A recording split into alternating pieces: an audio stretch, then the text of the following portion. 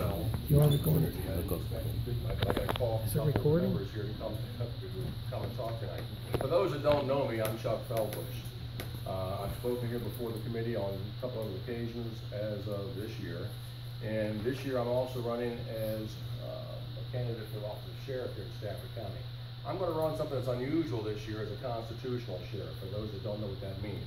One who's an oath keeper. One who's going to stand behind what they say and not stand behind the shadows of what they say. Several things that I have in mind, specifically, Civilian Review Board. The Civilian Review Board takes that sneaky stuff away. You talk about FOIAs here.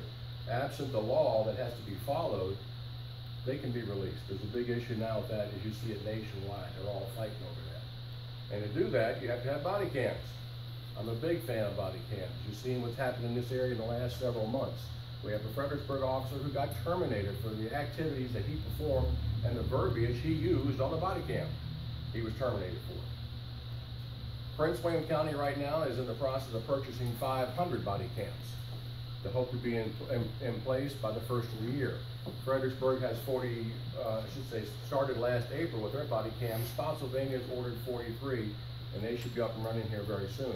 This is a very needed device. Now, how do we pay for it? What they don't tell you is, right now, they have well over $1 million in their asset forfeiture fund. Well over. That can be used to pay for equipment, such as body cams. The people to operate the storage devices and the storage devices.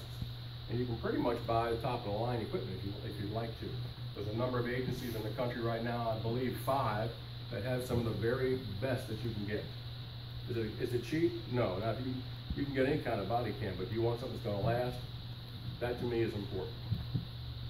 A lady mentioned back here, traffic, one of my big things. I'm a retired Prince William County detective, and that's been an issue up there forever and a day. If you don't address it, it's just going to get worse.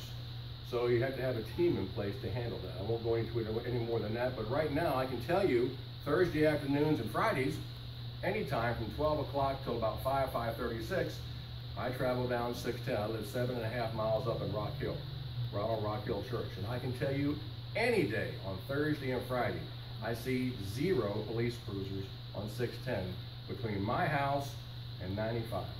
I come down and pick my wife up to Quantico, that's why I know. I'm looking for them. The day we had the bus incident where the individual stowed away under the luggage area and got burned, couldn't find them for nothing. The day you had the dump truck accident out here, couldn't find them for nothing. They come through Quantico, the citizens come through Quantico, even those that don't have their CAT card, they still go back and they still let them go through because the traffic's backed up, thereby blocking Onville Barrett Heights Road. And when that happens, you're stuck. The game's over with.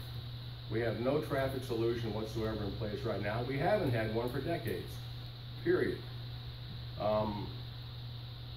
I guess the big thing here is transparency and accountability. There hasn't been that here, and I can't tell you when. I've known these guys for 35 years. I've worked with them side by side. I've seen how things go. I don't like stuff being pushed under the carpet. So why do you want to run for sheriff in Stafford County? Well, that would be one of the big reasons. I'm tired of having to live in a community where I don't trust the law enforcement that I know. And that's not good. And I know them. So those are all key factors for me. Any questions? I can give you a hand. Just 5 minutes, don't go by real quick. Is it gone already? It's gone. Go ahead, Kai. Next question.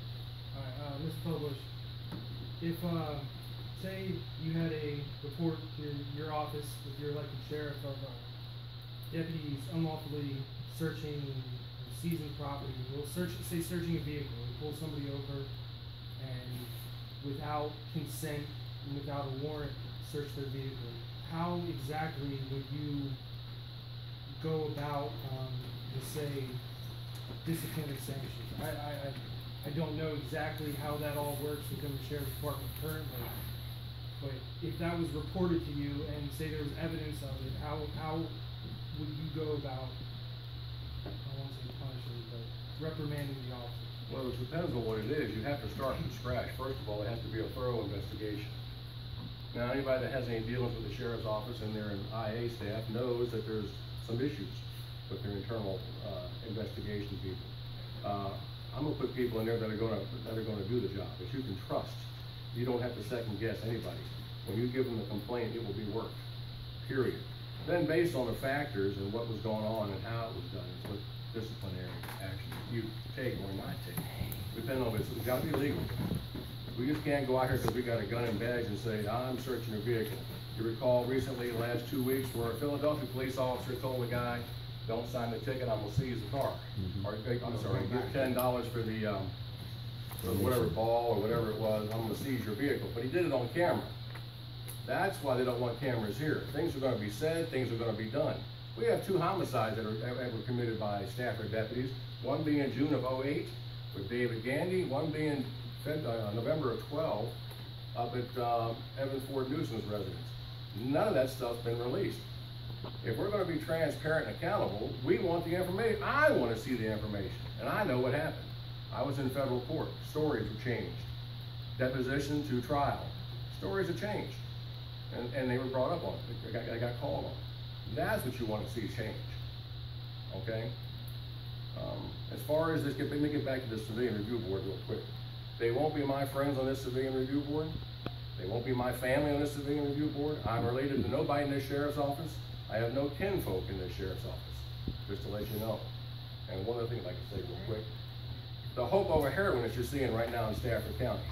Hope Over Heroin is a program that's being brought to the county through Tammy Smoot with Church on the Rocks. Her church is down on Route 1 here at Drew Middle School, if you all know where that's at, further down Route 1. That event's coming up 25, 26 September. Awesome program. Now, I can tell you that because my daughter's a recovering addict. And she's been through the drug court program in Fredericksburg. She knows everybody knows her. She was there for over a year. I was there for over a year. I was there in court every Monday. So I know how the program works like the back of my hand. So that's very important. I've been to that. I know what I'm looking for. It's a matter of trust. Okay, can we save some of these questions for the debate next month? I just want to add something just very short. Okay. Yeah. Now, you all are keeping your eyeballs on the heroin thing for a while. Pardon me, You all been keeping your eyes on this heroin thing. Predominantly are Caucasian. If you look at the statistics, they're Caucasian. But now when you go down to that courthouse and you get these young black boys with marijuana, now you call marijuana a drug charge, but you call heroin addicted. And that doesn't shut well with me, Chuck. I hear everybody keep talking about heroin, they keep talking about heroin, but what about our young African Americans going out there with simple drug charges? Do you create a program for them? Well, it all depends. If there are certain guidelines a drug court program has for people to get in. There's a waiting list. This waiting list is an arm long. I mean, they have 94 people in the program the day my daughter graduated, with people in line going back for months. And what they're doing is they're holding them in jail until there's a position open. That's the heroin. I'm not Right. talking about the heroin. I'm talking about when Negroes go down to jail, we get sent to prison for dope, or what you call marijuana. Now, predominantly Caucasians now, they're getting caught with heroin. So all of a sudden, how heroin become an addiction? Drugs addiction, period. Right, you're absolutely correct. You're absolutely correct. My question is, number one, leadership. You're talking about running an organization that has over 200 deputies, okay, and it has a budget. What is your experience on running a department with organization with multiple departments of far as much as 200 people and a budget of 25 million. 25 million? The budget doesn't change because I go in there or you become sheriff. It doesn't change. You have people that handle your finance. How you handle that, you can't walk in there and say, well, I want your $5 million over here. I want to go down to the Bahamas for a vacation. They can't. This stuff's been set in place for years. It doesn't change. You either add to it or you don't. Well, my question was, what is your experience in leading an organization of that size? I have not been in a leadership organization that size.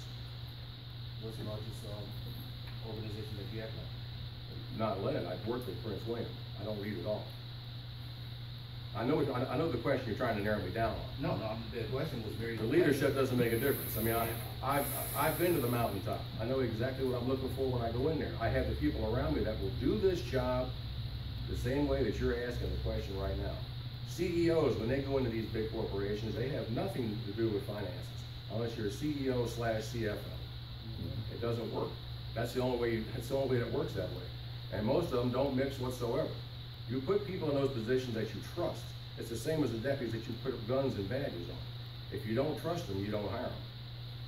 Same as your chief finance officer. There's one down here now. Thank you. Okay, I'm gonna ask that we just cut this here. Thank you. As I said, everybody only had about 5 minutes, so I just need an elevator speech. And one quick question. Thank you, Mr. Feldbush. Again, we're gonna be here next in October. That's a political debate.